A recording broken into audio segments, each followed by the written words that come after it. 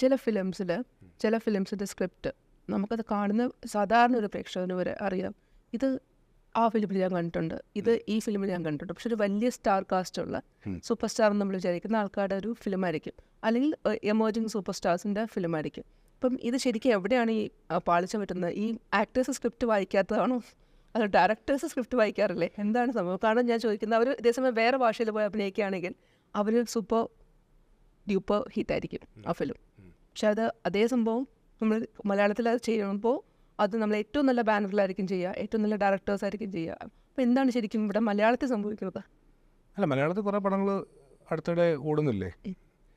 ഇത് ഞങ്ങളുടെ ഒന്നാമത് ഈ മനുഷ്യന്മാരുടെ കഥ പറയുമ്പോൾ അതിനകത്തൊരു പരിധിയുണ്ട്.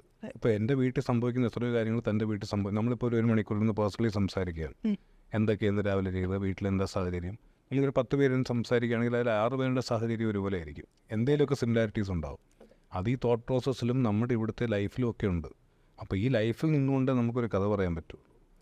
അപ്പോൾ അച്ഛനും മകനുമായിട്ടുള്ളൊരു തർക്കം അതെല്ലാ വീടുകളിലും ഉണ്ടാവാം, അല്ലെങ്കിൽ ഭാര്യയും ഭർത്താവായിട്ടുള്ളൊരു തർക്കം, അല്ലെങ്കിൽ ഒരു കോളേജ് കാലത്തെ പ്രണയം എന്ന് പറയുന്നത് എല്ലാവർക്കും ഉണ്ട്. ആ പ്രണയം ഒരു 10 പേര് പ്രണയിച്ചാൽ 6 പേരുടെ പ്രണയമെങ്കിലും എവിടെയെങ്കിലൊക്കെ സിമിലാരിറ്റീസ് ഉണ്ടാവും. അപ്പം ഈ മനുഷ്യന്മാരുടെ കഥയ്ക്ക് അത്രേ ഉള്ളൂ. പിന്നെ നമ്മൾ വളരെ കുത്തിയിരുന്ന് വേറൊരു തരത്തിൽ ആലോചിച്ചിട്ട് വേറൊരു ലെവലിൽ നിൽക്കുന്ന സിനിമ ചെയ്യണം. അങ്ങനെ എല്ലാവർക്കും അതിനുള്ളൊരു വൈഭവം ഉണ്ടാവണമെന്നില്ല.